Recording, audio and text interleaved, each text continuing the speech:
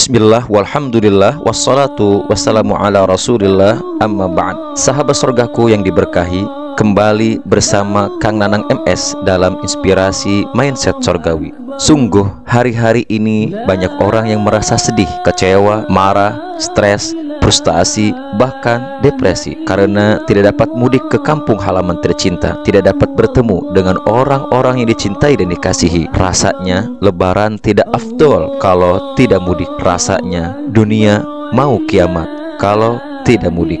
Namun, apa sebenarnya hakikat mudik itu? Apa esensinya? Kemana tujuannya? Apa persiapannya? Merujuk kepada Kamus Besar Bahasa Indonesia, mudik diartikan kembali ke kampung halaman. Sedangkan mudik dalam bahasa Arab berarti Aid. Aid secara bahasa berasal dari kata ada ya'udu, yang artinya kembali atau pulang atau kembali ke asal mula, atau bahasa kerennya mudik. Ibnul Arabi mengatakan sumiyal aidu aidan li'annahu ya'udu kullu sanatin bifarohin mujaddadin. Hari raya dinamakan Id karena berulang setiap tahun dengan kegembiraan yang baru. Jika Id secara bahasa artinya kembali atau pulang atau kembali ke asal mula atau mudik, maka asal mula tempatnya atau tempat kembalinya atau bahasa kita dikenal tanah air, tanah kelahiran atau kampung halaman di dalam bahasa Arab disebut dengan ma'ad, dan waktu mudik disebut dengan mi'ad. Ketika Allah berfirman dalam surat Ali Imran ayat 9, Rabbana innaka jami'un nas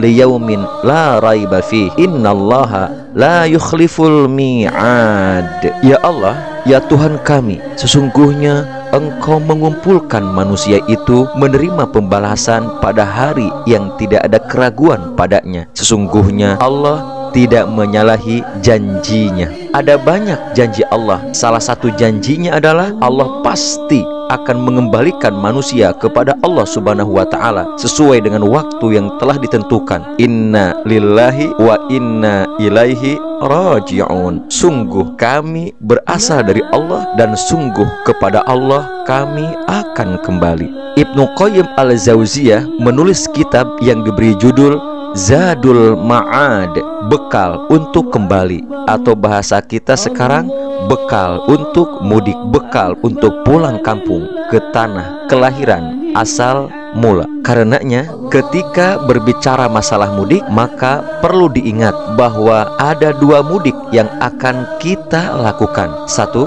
mudik ke kampung halaman di dunia ini, dan kedua, mudik ke kampung halaman di akhirat nanti. Sahabat surgaku, salah satu naluri dan hasrat manusia itu keinginan untuk kembali ke kampung halaman, kampung asal, kampung pertama tinggal. Ada rasa kangen dan rindu, ingin segera bertemu dengan yang dikasihi dan dicintainya, ingin bernostalgia dan mengulang kembali dalam romantika dan kenangan masa lalu yang indah, riang, gembira, dan bahagia. Itulah fitrah Allah yang diletakkan pada diri manusia dan tidak ada perubahan pada fitrah Allah. Namun, adakah kerinduan dalam jiwa dan hati kita untuk kembali ke kampung halaman di akhirat yang abadi? Adakah kerinduan kepada yang maha mengasihi, yang maha mencintai, yakni Allah Subhanahu wa ta'ala? Sesungguhnya mudik ke kampung asal kejadian manusia, yakni surga, itulah yang paling hakiki, yang paling esensi, yang harus kita sadari, fahami,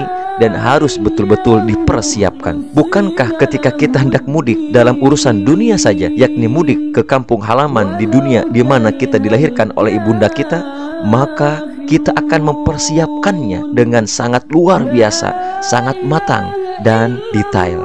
Bahkan dalam situasi normal, biasanya tiket kereta api sudah terjual habis jauh hari sebelum Ramadan datang. Bahkan tiket pesawat pun sudah sangat banyak terjual. Apalagi tiket bis, kendaraan travel, dan rental sudah habis di booking jauh-jauh hari. Luar biasanya, banyak di antara manusia yang menjadikan Ramadan sebagai bulan yang dipersiapkan untuk menyiapkan banyak bekal untuk mudik ke kampung halamannya di dunia. Ramadan sibuk digunakan mencari bekal untuk mudik. Bahkan dibuat rencana dan tahapan mudik, bagaimana persiapan mudik, pelaksanaan mudik, dan pasca mudiknya. Kapan waktu tanggal mudik, siapa sajakah yang akan mudik, bagaimana cara mudiknya, kendaraan apa yang akan digunakan, dan paling penting, bekal apa yang akan dibawa pulang saat dalam perjalanan dan saat di tempat tujuan, agar dapat membahagiakan orang-orang yang dicintai dan dikasihi di kampung tujuannya. Bahkan mendekati waktu mudik, kendaraan sudah dipersiapkan, mesin dan onderdilnya dicek and recheck, lalu diservis di salon, ditata sedemikian rupa. Semua bekal barang bawaan dipacking dan diatur sehingga tidak ada yang ketinggalan.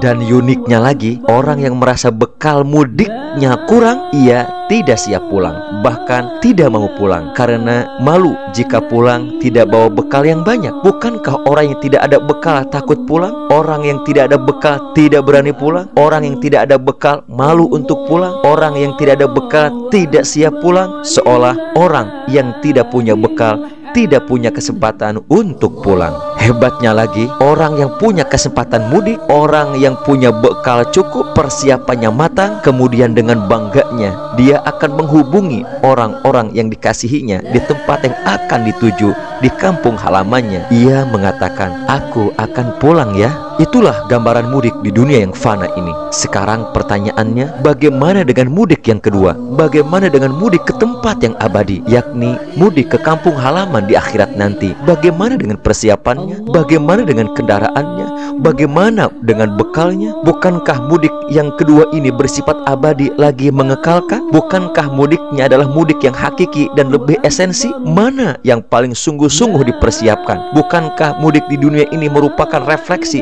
dan proyeksi dari mudik ke kampung akhirat? Bukankah tidak sedikit orang yang berharap bisa mudik sampai di kampung halamannya di dunia ini? Ternyata dia lebih cepat duluan pulang ke kampung halamannya di akhirat. Dan celakanya, dia sibuk menyiapkan bekal dunianya dengan maksimal. Saat akan mudik dunia, dia tidak pernah menduga bekal persiapan di akhiratnya tidak disiapkan dengan baik. Dan ternyata mudik akhiratnya lebih cepat dibandingkan dengan mudik dunianya. Maka pulanglah ia ke kampung akhirat tanpa membawa bekal yang cukup, karena selama ini dia disibukkan dengan menyiapkan bekal-bekal untuk mudik di dunia ini. Menyesallah ia, sedih, rugi, binasa, celaka. Oleh karena itu, hendaklah kita bertakwa kepada Allah Subhanahu wa Ta'ala dengan sebenar-benarnya takwa, karena takwa adalah sebaik-baik persiapan, sebaik-baik bekal, sebaik-baik pakaian, sebaik-baik amal, sebaik-baik pekerjaan, sebaik-baik kesibukan, sebaik-baik transaksi bisnis. Dan takwa adalah sebaik-baik manusia di hadapan Allah. Karena itu pula tujuan terpenting dari semua ibadah, terutama puasa Ramadan, adalah agar kita menjadi hamba Allah yang bertakwa, the employee of Allah, the ultimate quality of human being. Bertakwalah kepada Allah, karena saat kita menyiapkan bekal selama Ramadan ini, maka ketahuilah Allah sedang mempersiapkan para penghuni-penghuni sorga untuk menyambut kita saat kembali kepada Allah. Maka kita puasa untuk meraih takwa.